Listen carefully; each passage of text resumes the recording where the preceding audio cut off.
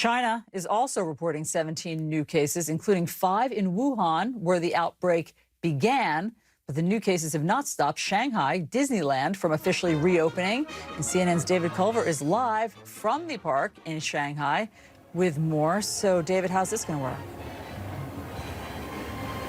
Allison, I'm struggling a bit with this. I mean, what a juxtaposition for what we've been covering for the past 4 months. And here we are now talking about other cities in China, one in particular, northeastern China, going on a Wuhan-like lockdown. Meantime, you've got Shanghai easing restrictions. In some places, you don't even need to wear a mask. Here in Disneyland, they're still requiring that when you're down on the street with the public. But we were able to get rare access into how they were able to get to this point. And perhaps it's going to be a model for how parks in the U.S. and in Europe eventually open. Take a look.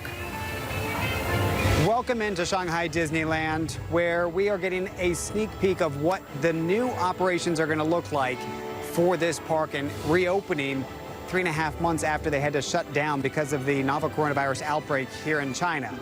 Now, normally, when you're in the park as they reopen, you're going to have to wear a mask. We're able to take ours off because the crowd isn't in just yet. But as you can see, the preparations are underway. They've used this time to rethink how they're going to have people coming in safely, keeping that social distance, and avoiding any sort of contact, not only with each other, but also with cast members. So it's going to have things looking a little bit differently. I'm going to take you outside the park to show you how we got in with Senior Vice President of Operations, Andrew Bolstein. We ask our guests to do a few things now differently than before. One is we ask every one of our guests to have temperature screening as they arrive here at the resort. We also ask them to show their QR code, which is a Shanghai-specific health code. We put a little more structured decaling and markers in place. So these are very clear. Don't stand here, yeah. And then you stand in the blank space in between. As always, we require government ID to redeem your tickets at the entrance, but we're also going to be capturing government ID information for every guest that comes into the park, not just one per party, as part of the traceability measures that we have in place now per the government guidelines. Give us an idea, I mean, as we're walking through, what folks will notice that's different. I mean, one thing that stands out to me is constant sanitation. Yes, so we have a very dedicated team of custodial cleaners that we've even increased the numbers of those throughout the park that are constantly wiping down all the surfaces. And noticing that parade go by, obviously a distance, but yes, you can still see the characters. Yes. Not the big hug and high fives, right? Exactly. More of a selfie moment and take the photos, but again, it gives the guests that ability to have that emotional moment and that connection. As you're walking along the line here, you'll notice the places you can stop and the places you need to keep a distance. And then eventually you make it to the attraction. Notice this, I want to point this out. As I go into number 1, normally you have number 2 to go into. They've got it roped off.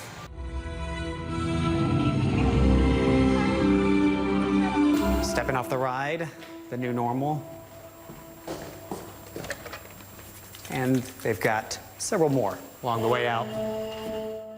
Ask for the guest's understanding that for your health and safety, the table's unavailable. So basically, we're asking the guests not to sit here, sit there, and again, it creates kind of that separation between all the different parties. Safe spacing even for the performances. This is one of the stages.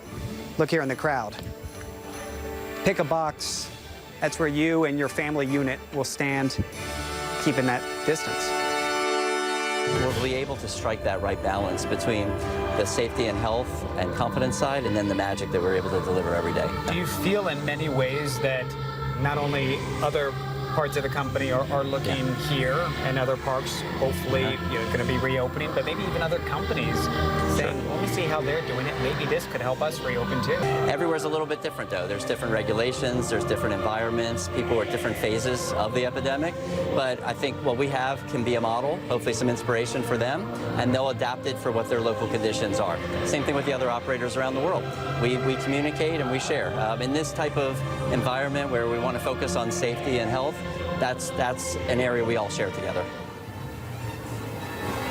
And now that it is officially reopened, Allison, we spent some time down there chatting with a few folks earlier, and they seem to be just fine with these new measures. In fact, it kind of comforts them and the staff. David, really interesting to see if those new measures will work and if the public feels comfortable going to a big theme park like that. So thank you very much for that sort of backstage pass.